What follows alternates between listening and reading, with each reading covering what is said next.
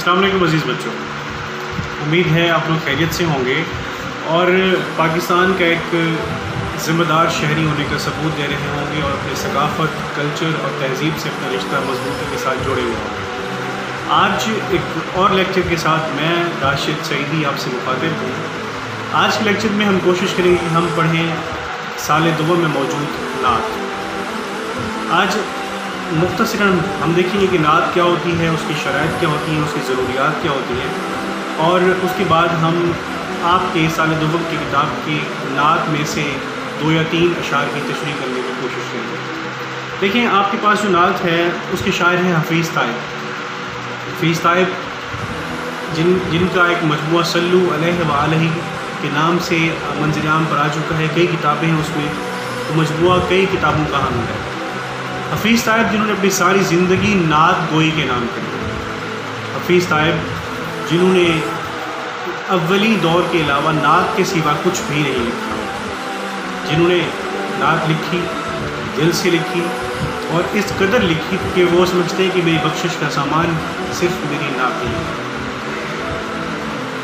دیکھیے، آئیے نعت پڑھتے ہیں۔ پہلے میں اس کی بلند خوانی کر دیتا ہوں، ریڈنگ کر دیتا ہوں کہ آپ لوگوں کو کم از کم سمجھ میں آئے کہ اس نعت کو، جو کہ نسبتاً ذرا مشکل ہے، اس کو پڑھنا کیسے ہے، اس کی بلند خوانی کیسے کرنی ہے۔ تو خوش سالو، خوش خیالو، خوش خبر خیر البشر، خوش خیالو، خوش سالو، خوش خیالو، خوش خبر خیر البشر، خوش نژادو، خوش نہادو، خوش نظر خیر البشر، دل نوازو، دل پذیرو، دل نشین، دل نوازو، دل پذیرو، دل نشینو، دل خشا، چارہ سازو، چارہ کارو، چارہ گر خیر البشر، سربسر مہرو مروت، سربسر صدق و صفا، سربسر مہرو مروت، سربسر صدق و صفا، سربسر لطف و عنایت، سربسر خیر البشر، صاحب لطف عظیم، صاحب خلق عظیم، صاحب خلق عظیم و صاحب لطف امین، صاحب حق، صاحب شق القمر خیر البشر، کارزار دہر میں وجہ سفر، وجہ سکون، عرصۂ محشر میں وجہ درگزر خیر البشر، رونما کب ہوگا راہ زیست پر منزل کا چاند، ختم کب ہوگا اندھیروں کا سفر خیر البشر، کب ملے گا ملت بیضا کو پھر اوج کمال، کب شب حالات کی ہوگی سحر خیر البشر، اور در پہ پہنچے کس طرح وہ بے نوا بے بالوں پر، ایک نظر طائب کے حال زار پر خیر البشر۔ دیکھیں، یہ تھی نعت، جو کہ یہ والے شعر آپ کے سلیبس میں موجود تھے۔ دیکھیں، آپ نے نعت سماعت کی۔ نعت کے بارے میں ہم بچپن سے پڑھتے آ رہے ہیں کہ یہ وہ نظم ہوتی ہے کہ جس میں نبی آخر الزماں حضرت محمد مصطفیٰ صلی اللہ علیہ وسلم کی تعریف بیان کی جاتی ہے۔ اب بھئی یہ نظم ہو گئی کہ جس میں حضور پاک صلی اللہ علیہ وسلم کی تعریف بیان کی جاتی ہے۔ اب حضور پاک صلی اللہ علیہ وسلم کی تعریف بیان کرنے کے تقاضے کیا ہیں؟ کیا کسی عام شخص کی تعریف اور توصیف کرنے اور نبی آخر الزماں حضرت محمد مصطفیٰ صلی اللہ علیہ وسلم کی تعریف بیان کرنے کے تقاضے جیسے ہیں؟ کیا دیکھیں، جب ہم اپنے کسی دوست کی، کسی خاندان کے شخص کی تعریف کرتے ہیں تو ہم اس میں سے کبھی کبھی ہم بے تکلفی کا اظہار بھی کر دیتے ہیں، کبھی ہم کوئی تعریف میں کسی طنز بھی چھپا دیتے ہیں، لیکن حضور پاک صلی اللہ علیہ وسلم کی ہستی وہ ہستی ہے، وہ ذات ہے کہ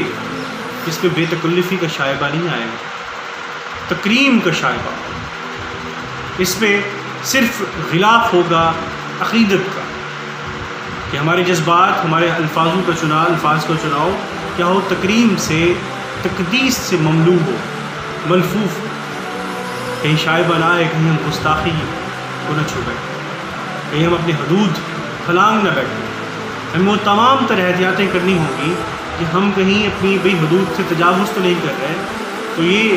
نعت دراصل ایک ایسا فن ہے کہ سمجھ لیں کہ تلوار کی دھار پہ چلنا پڑتا ہے اور احتیاط کرنی پڑتی ہے، ہم کٹ بھی سکتے ہیں، مر بھی سکتے ہیں، یعنی ہم سے گستاخی نہ سرزد ہو جائے، ہم حدود نہ پھلانگ بیٹھیں۔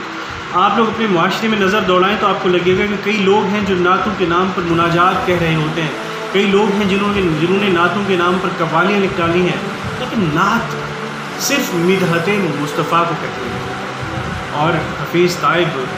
وہ نعت خواں ہیں کہ جن کی نعت میں تمام تر تقاضے پورے ہوتے ہوئے نظر آتے ہیں۔ آئیے پہلے شعر کی تشریح کی طرف پڑھتے ہیں کہ خوش خصال و خوش خیال و خوش خبر خیر البشر، خوش نژاد و خوش نہاد و خوش نظر خیر البشر۔ دیکھیں اس سے آپ جو آپ کے پاس ردیف آ رہی ہے خیر البشر، تو دیکھیں آپ کے دونوں یعنی کہ آپ کے جو پہلے شعر کے دونوں مصرے ہیں غزل کی طرح اس کے دونوں مردف ہیں، اور آپ آگے دیکھیں تو بھئی اس کے ہر دوسرے شعر ہر دوسرے مصرے کے اندر خیر البشر کا لفظ آ رہا ہے۔ اور اگر ہم اس کا قافیہ تلاش کرنے کی کوشش کریں تو بھئی یہ جو آپ کے پاس خبر، نظر، چارہ گر، یہ لفظ ہیں یہ اس نظم کے اندر کافی ہیں۔ آپ دیکھیے اس کی طرح ہم بڑھتے ہیں اس شعر کی فکر کی طرف، تو اب الفاظ کو چناؤ دیکھیے، خوش خصال، خوش خیال، خوش خبر، خوش نژاد، خوش نہاد اور خوش نظر۔ دیکھیے حضور پاک صلی اللہ علیہ وسلم کی توصیف ہے، یہ وہ الفاظ ہیں کہ جن کے ساتھ خوش کا لفظ لگانے کے بعد یہ لفظ حضور پاک صلی اللہ علیہ وسلم کی صفت کو بیان کرنے کے اہل ہوتے ہیں۔ یہ عام سے لفظ ہیں خصال، خیال، خبر، نہاد، لیکن جیسے ان کے ساتھ خوش کا لفظ لگا تو یہ حضور پاک صلی اللہ علیہ وسلم کی توصیف کے حامل لفظ ہوتا ہے۔ دیکھیے جو خوش خصال ہے، اچھی عادتوں کا حامل، اچھے خصائل والا، خوش خیال کا جو لفظ ہے مطلب اچھے افکار والا، اچھی سوچ والا۔ اسی طریقے سے خوش خبر، بھئی جو بہت اچھی خبر رکھتا ہو، جس کے پاس بڑی معلومات ہوں، جو وہی سامنے آنے والی خبر اور چھپی ہوئی خبر کو بھی جان لے، وہ خوش خبر ہے۔ اور خوش نژاد یعنی اچھے خاندان والا، اچھے حسب نسب والا، اور خوش نہاد اچھے مزاج والا، حسمک، اور خوش نظر کہ اچھا دکھنے والا، جس کی نظر عام انسانوں کی نظر سے تو کافی بلند ہے۔ اور یہ جو آپ کے پاس یہ جو ردیف ہے خیر البشر، اس کی جو معنویت ہے وہ اس پوری نعت، پوری نظم کے اوپر وہ حاوی ہے۔ اس کے بارے میں بھی بیان کرتا ہوں، لیکن سب سے پہلے ہم دیکھ لیتے ہیں کہ بھئی حفیظ طائب جو کہ اردو نعت کی روایت میں ایک عظیم اور ایک منفرد نام ہے، اپنی اس زیر غور نظم کے اس شعر میں حضور پاک صلی اللہ علیہ وسلم کی کچھ صفات کو بطریق احسن ہمارے سامنے پیش کر رہے ہیں۔ وہ کہتے ہیں کہ حضور پاک صلی اللہ علیہ وسلم خوش خصال ہیں، حضور پاک صلی اللہ علیہ وسلم اچھی عادتوں والے ہیں، اچھی خصائل والے ہیں، اچھی خصلتوں والے ہیں۔ پھر کیسے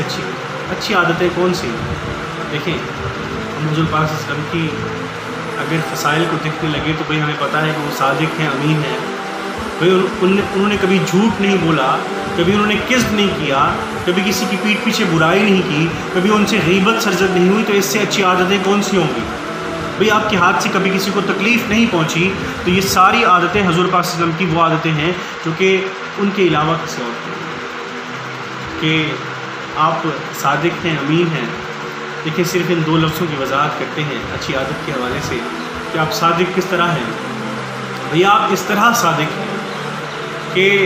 جب آپ نے نبوت کا اعلان فرمایا، ایک پہاڑی کی چوٹی پر بلایا، چوٹی کے پاس بلایا مکے والوں کو، اور ان سے کہا کہ اگر میں تمہیں کہوں کہ اس پہاڑی کے پیچھے سے ایک لشکر ہے جو کہ تم پہ حملہ کرنے والا ہے، تو کیا تم یقین کرو گے؟ تو تمام لوگوں نے کہا ہم یقین کریں گے، صرف ایک شخص ایسا تھا جس نے ہاں نہیں کہا، وہ اٹھ کے فوراً پیچھے چلنے لگا۔ وہ لوگوں نے پوچھا کہ کہاں جا رہے ہو؟ انہوں نے کہا کہ یہ صادق ہیں، یہ جو محمد حضرت محمد صلی اللہ علیہ وسلم اگر یہ کہہ رہے ہیں کہ لشکر آ رہا، اگر میں کہوں کہ لشکر آئے گا تو بھی لشکر آ رہا ہوگا، انہوں نے تو کبھی جھوٹ نہیں بولا، تو میں تلوار لینے جا رہا ہوں کہ ہم کو نہتے بیٹھے ہیں۔ حضور صلی اللہ علیہ وسلم کی سچائی کی مثال ہے۔ لیکن جب ایمان کی بات آئی، اسلام کو تسلیم کرنے کی بات آئی تو لوگوں نے نہیں مانا۔ وہ شخص جو صداقت پہ ایمان لا کر جا رہا تھا ابو جہل تھا، یہ اسے اس قدر یقین تھا، لیکن ایمان کی بات آئی، توحید کی بات آئی تو اس نے نہیں مانا۔ اب دیکھیں یہ تو تھے صادق کی بات، اور اب آتی امین کی بات کہ بھئی اب تبلیغ ہو رہی ہے، سارے مکے والے کفار جو حضور پاک صلی اللہ علیہ وسلم کے خلاف ہیں، لیکن امانتیں پھر بھی حضور پاک صلی اللہ علیہ وسلم کے پاس رکھوا ہے۔ کہ جب ہجرت کی بات آتی ہے تو حضور پاک صلی اللہ علیہ وسلم کا حکم ہوتا ہے کہ آج آپ ہجرت کر لیجئے، تو آپ حضرت علی کو بلاتے ہیں، اپنے بستر پہ انہیں سلاتے ہیں، کیوں کہ صبح اٹھ کر تم لوگوں کی امانتیں ان کو واپس کر دو۔ جی صداقت اور امانت کا حال ہے، تو اس سے زیادہ بھائی اچھا خوش خیال کیا ہوگا، اچھی فکر والا کیا ہوگا کہ وہ ہستی جنہوں نے ہمیں توحید سے آشنا کیا۔ اب دیکھیے خوش خبر بھائی حضور پاک صلی اللہ علیہ وسلم سے زیادہ خبر اچھی خوش خبر کون ہوگا، جنہوں نے بھائی زمانہ جاہلیت کے اندر جب لوگ کفر اور شرک میں ڈوبے ہوئے تھے تو آپ صلی اللہ علیہ وسلم نے آ کے ہمیں توحید کی طرف دعوت کیا، بھائی ہمیں سچائی کا راستہ دکھایا، ہمیں بتایا کہ بھائی وہ لوگ وہ اس وقت کہ جب سارا زمانہ بیٹی کی پیدائش پر نالا ہوتا تھا تو آپ نے کہا کہ بھئی ایک بیٹی کی پرورش کرنے والا، بھئی بیٹیوں کی پرورش کرنے والا جنت میں میرے ساتھ جو ہوگا، آپ صلی اللہ علیہ وسلم نے اپنی دونوں انگلیاں اکٹھے کر کے اشارہ کیا کہ یوں میرے ساتھ ہوگا۔ اس سے اچھی خبر کیا ہوگا؟ بھئی جنت کی خبر دینے والے، جہنم سے بچانے کی خبر دینے والے، ہمیں برائیوں سے دور رکھنے کے حوالے سے ہمیں واقعات بتا کے خبر دینے والے، ہمیں اللہ کی راہ پر گامزن کرنے والے، اس سے اچھی خبر والے کون ہوں گے؟ تو خوش خیال، خوش خصال اور خوش خبر۔ اب آتے ہیں خوش نژاد کی طرف۔ بھئی یہ جو نژاد کا لفظ ہوتا ہے اس سے مراد ہے کہ آپ کا حسب نسب، یعنی بھئی ہمارا خاندان کیا ہے، ہمارا دیکھیں حضور پاک صلی اللہ علیہ وسلم مکے کے سب سے اعلیٰ افضل خاندان سے تعلق ہے، سب سے اعلیٰ افضل خاندان قریش سے تعلق تھا، لیکن اس سے بڑھ کر میں آپ لوگوں کو تھوڑا سا راغب کرنے کی کوشش کروں گا اس طرف کہ ہم صرف چند ناموں کو، یعنی حضور صلی اللہ علیہ وسلم کا حسب نسب جانتے ہوئے بھی ہم چند ناموں کی بات کرتے ہیں کہ زمانہ جاہلیت میں جب ہر طرف شرک اور کفر کا راج تھا، جب لات منات اور عزا کی پوجا کی جا رہی تھی تو ہر لوگ جب بتوں کے سامنے سر جھکائے پڑے تھے، اس وقت حضور پاک صلی اللہ علیہ وآلہ وسلم کے والد ماجد کا نام کیا تھا؟ عبداللہ۔ یعنی اس وقت بھی اس شرک کے دور میں بھی حضور پاک صلی اللہ علیہ وسلم کے والد کی نسبت اللہ کے ساتھ تھی، لات منات یا عزا کے ساتھ نہیں تھی۔ اور اس وقت جب بھئی پورے عرب میں لوگ لڑائی جھگڑے کی طرف راغب رہتے تھے، امن کی بات نہیں تھی، صرف جنگیں ہوتی تھی، بات بات پہ لڑائیاں ہوتی تھی، ذرا کبھی وہ گھوڑا آگے بڑھانے پہ جھگڑا ہو جاتا تھا، کبھی پانی پلانے پہ جھگڑا ہو جاتا تھا، لوگ وہی جوئے میں اپنی بیٹیوں بیویوں کو ہار کے آ جاتے، تو اس وقت حضور پاک صلی اللہ علیہ وسلم کی والدہ باجدہ کا نام کیا تھا؟ حضرت آمنہ، یعنی امن والی۔ تو اس فساد کے دور میں آپ صلی اللہ علیہ وسلم کی والدہ ماجدہ کا نام آمنہ تھا، اور اس وقت کہ جو عرب کو بڑے بلیغ زبان کہا جاتا ہے، بڑے فصیح لوگ کہا جاتا ہے، تو ان لوگوں کی زبان کی فصاحت و بلاغت کا معیار یہ ہوتا تھا وہ گالیاں تراشتے تھے، غلاظت منہ سے نکالتے تھے، مغلظات کے سوا ان کی زبان میں کوئی خاص بات رہی نہیں تھی، چاہے ان کی شاعری ہو، ادب ہو، وہ بھی اسی سے بھرا ہوا تھا۔ تو اس وقت حضور پاک صلی اللہ علیہ وسلم کو پالنے والی ان کی دائی کا نام کیا تھا؟ حلیمہ، حلم والی، اچھا بولنے والی، سافٹ اسپوکن۔ وہ یہ تو بات ہے کہ آپ خوش نژاد، بھی خوش نہاد تھے کہ اچھے مزاج کے حامل تھے،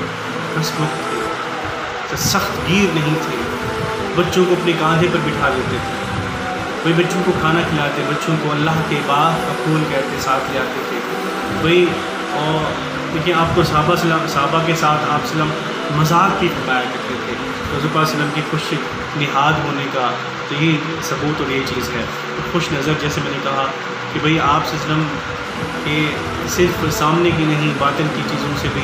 آشنا تھے، کہ جنہوں نے جو خبر انہوں نے دی ہے کہ بھئی قرآن سارے کا سارا ان پہ نازل ہوا، انہوں نے ہمیں بتایا تو کتنے خوش نظر ہوئے، بھئی خوش خبر ہوئے کہ آپ صلی اللہ علیہ وسلم کی نگاہیں کہاں سے کہاں تک واقع ہوئی۔ وہ شعر ہے نا کہ موجِ مصطفیٰ ہے وہ آئینہ، کہ اب ایسا دوسرا آئینہ نہ کسی کی بزم خیال میں، نہ دکان آئینہ ساز میں، کہ بھئی ان سا دوسرا کوئی ہو نہیں سکتا، کہ آپ ایسے ہیں کہ آپ سا کوئی دوسرا ہو نہیں سکتا۔ کہ دیکھیں حضرت صلی اللہ علیہ وسلم کی ذات تو وہ ذات ہے کہ ہوئی تکمیل جن کی ذات پر خیر و برکت کی، انہیں خیر البشر خیر الورا کہیے بجا کہیے۔ اب آتا ہوں صرف کہ جو ردیف ہے خیر البشر کی، ذرا اس کو سمجھنے کی کوشش کرتے ہیں کہ اب دیکھیں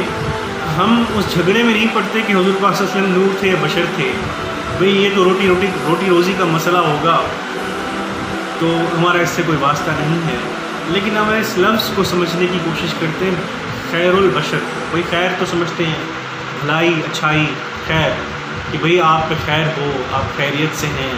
بھئی آپ بھلے ہیں اچھے ہیں, اس کے لیے برکت ہے, ابھی آپ کی خیر ہو, خیرات ہو رہی ہے, یہ تو اپنی خیر کی بات ہے. اب بھئی بشر ہم سمجھتے ہیں انسان بشر ہے. بھئی دیکھیں جب ہم تو وہ لوگ ہیں جو انسان میں اور جو بشر ہے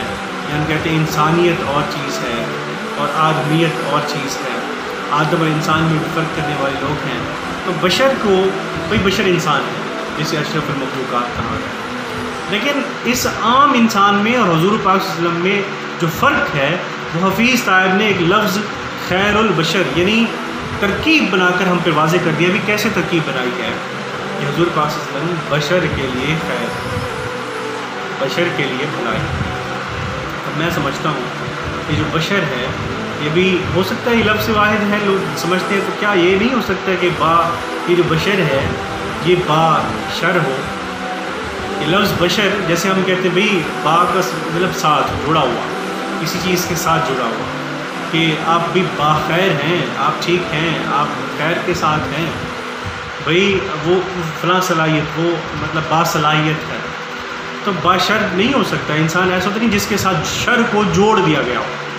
جس کی گھٹی میں غلطی ڈال دی گئی ہو, کہ جس سے گناہ سرزد ہونا جس کی فطرت میں ڈال دیا گیا ہو. بشر کیا وہ نہیں ہوتا. تو نبی تو بھئی شر سے پاک ہوتے ہیں, غلطیوں سے ماورا ہوتے ہیں, اور حضور پاک صلی اللہ علیہ وسلم تو بھی نبیوں کے بھی سردار ہیں, اب تو ختم المرسلین ہیں, سید المرسلین ہیں. تو یہ جو خیر البشر کا تاج تو آپ کے سر پہ سجتا ہے کہ وہی تکمیل جن کی ذات پر خیر و برکت کی, انہیں خیر البشر خیر الورا کر کے بجا کے لیے. یہ ہم نے اس پہلے شعر کو سمجھنے کی کوشش کی, تھوڑا وقت اس پہ زیادہ لگا, لیکن ایک بنیاد ہوتی ہے جو طے ہو جاتی ہے کسی بھی شعر کی تشریح کے حوالے سے, تو بنیاد طے ہو گئی. اب آئندہ کے اشعار کو مختصراً کئی آگے بڑھتے جائیں گے. اب دیکھیں دل نوازو دل پذیرو دل نشینو دل کشا, دل نوازو دل پذیرو دل نشینو دل کشا, چارہ سازو چارہ کارو چارہ گر خیر البشر. کہ بھائی حضور پاک صلی اللہ علیہ وسلم کیسے ہیں, آپ دل نواز ہیں, دل پذیر ہیں, دل کشا ہیں. دیکھیں دل نواز کہ دل کو لبھانے والا, بھئی ہمیں دل نوازنے والا, دل کو نوازنے والا, کہ جس سے بھئی محبت ہو جائے. دل نواز تو ہوتا ہے محبت والا. اور دل نشین کہ اب یہ نشین ہے یہ نشستن فارسی مصدر ہے, نشستن بیٹھنا اس سے ہے. دل نشین جو ہمارے دل میں گھر کر کے بیٹھ جائے اسے دل نشین, جو ہمارے دل میں گھر کر کے بیٹھ جائے, دل میں گھر کر جائے, یعنی ہاں جن سے ہمیں محبت ہو جائے وہ دل نشین ہوتا ہے. اور دل کشا کہ دل میں کشش رکھنے والا, جس کو دیکھتے جس کی بات کرتے جس کو سنتے ہوئے میرے دل میں کشش محسوس ہو, دل کشا ہوتا ہے. اسی طریقے سے چارہ کار جو آپ کے پاس ہے کہ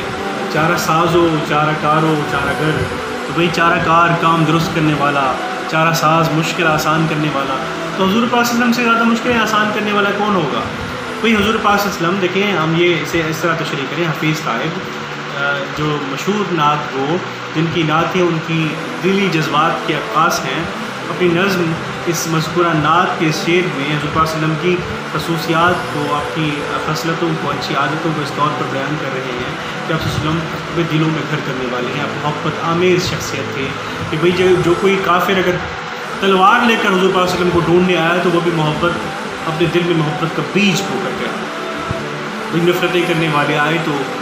وہ بھی ان کو بھی محبت ملی کہ اس کوڑا پھینکنے والی عورت کا بھی تو ہمیں پتہ ہے نا کہ جو اپنی نفرتوں کی باعث حضور پاک صلی اللہ علیہ وسلم پہ کچرا ڈالا کرتی تھی, پھینکا کرتی تھی, لیکن جب وہ بیمار ہوئی تو آپ صلی اللہ علیہ وسلم کہ اس کی عادت کو گئے کہ خیر تو ہے کہ آج کچرا پھینکنے کو نہیں آئی ہو. اور وہ بوڑھی عورت کی جب وہ گٹھری سر پہ لا دے چل نہیں پا رہی تھی, حضرت صلی اللہ علیہ وسلم نے کہا کہ بھئی آپ ان سے کہ کہاں جا رہی ہیں؟ ہم نے کہا کہ بھئی ایک نوز باللہ ایک جادوگر آیا ہے, محمد نام ہے اس کا, گمراہ کر رہا ہے, تو میں اس سے بچ کے جا رہی ہوں. تو آپ نے اس کی مدد فرمائی, گالیاں بکتی رہی, آپ اس کا سامان سر پہ ڈھو کے چلتے رہے, اور اس کو منزل پہ پہنچانے کے بعد جب اس کا سامان اس کے حوالے کیا تو اس نے پوچھا کہ اے پیارے بیٹے, اے اچھے انسان, جس نے میری مدد کی ہے تو کون ہے؟ میں نے کہا کہ اے بوڑھی اماں جس جادوگر محمد سے بچ کے تو جا رہی ہے تو وہ میں ہوں، محمد میرا نام ہے۔ تو دیکھیں دل میں گھر اس سے زیادہ کس طور پر کیا جا سکتا ہے، محبت اب کسی کے دل میں کس طرح جا گزین کی جا سکتی ہے، حضور پاک صلی اللہ علیہ وسلم کی سیرت سے زیادہ ہمیں کہیں نہیں مل سکتا۔ تو اب یہ چارہ دل نشین دلکشا ہو گیا، چارہ ساز و چارہ کار و چارہ گر، بھئی ہمیں نفرت سے بچانے والے، بھئی جہالت کے اندھیرے سے نکال کر ہمیں روشنی میں لانے والے، بھئی جہنم کے آگ سے بچا کر ہمیں جنت کا راستہ دکھانے والے، بھئی جو پیدا ہوتے رب حبلی امتی اللہم اغفر لی امتی کا نعرہ لگانے والے اپنی، تو یہی تو ہیں ہمارے چارہ گر چارہ ساز، کہ جس کے بغیر ہمیں جنت نہ نصیب ہوتی، جس کے بغیر ہمیں توحید کا نور نہ نصیب ہوتا، جس کے بغیر ہم شرک کی دلدل میں دھنسے رہتے۔ حضور پاک صلی اللہ علیہ وسلم کی ذات وہ ذات ہے ہمیں نکالنے والی، کہ بھئی اس وقت بھی ہمیں انہوں نے راہ دکھائی تھی کہ بھئی اب اس وقت جب آپ صلی اللہ علیہ وسلم کی بعثت ہوئی، آپ صلی اللہ علیہ وسلم نے توحید کا نور پھیلایا، اور تادم آخر جب تک قیامت نہیں ہوتی، جب تک فنا نہیں ہوتی پوری کائنات، اس وقت حضور صلی اللہ علیہ وسلم کی رسالت کی موجود ہے۔ انہوں نے ہمیں بھئی اس راستہ دکھانا ہے، ان کے دین نے، ان کی شخصیت نے، ان کی ہستی نے، اور ہمیں جہنم کی آگ سے بچا کر وہ جنت کی ٹھنڈک کی طرف لے کے جانا ہے، کہ بھئی وہی تو ہے کہ دل جس سے زندہ ہے وہ تمنا تمہیں تو ہو، ہم جس پہ بس رہے ہیں وہ دنیا تمہیں تو ہو۔ اور بھئی ہمیں کس طریقے سے ہمارے چارہ گار ہیں، وہ شمع اجالا جس نے کیا 40 برس تک غاروں میں، وہ شمع اجالا جس نے کیا 40 برس تک غاروں میں، ایک روز چمکنے والی تھی سب دنیا کے درباروں میں۔ حضور پاک صلی اللہ علیہ وسلم کی ذات کس قدر عظیم ذات ہے، محبت کی ذات ہے، اپنی امت کو جہنم کی آگ سے بچانے والی ذات ہے، اور ہمارے ایمان کی تکمیل جس سے محبت کر کے، اور سب سے زیادہ محبت کر کے مکمل ہوتی ہے، تکمیل ہوتی ہے ہماری محبت کی، ہماری ذات کی، ہمارے ایمان کی۔ تو یہ محبت بری حضور پاک صلی اللہ علیہ وسلم کی محبت کو آمیز کرتی، تحریک دیتی ہے۔ اس نظم کے بقیہ اشعار کی تشریح ہم آئندہ کے لیکچر میں کریں گے۔ فی الوقت ہم اس لیکچر کے اختتام کرتے ہیں۔ آج کے موضوع سے متعلق اگر کوئی سوال اگر آپ لوگوں کے ذہنوں میں ہو، آپ اسی یوٹیوب چینل پر کمنٹ کے ذریعے پوچھ سکتے ہیں، اور واٹس ایپ گروپ میں بھی مجھ سے سوال کر سکتے ہیں۔ آئندہ لیکچر کے لیے مجھے راشد سعیدی کو اجازت دیجیے۔ بہت شکریہ، خدا حافظ۔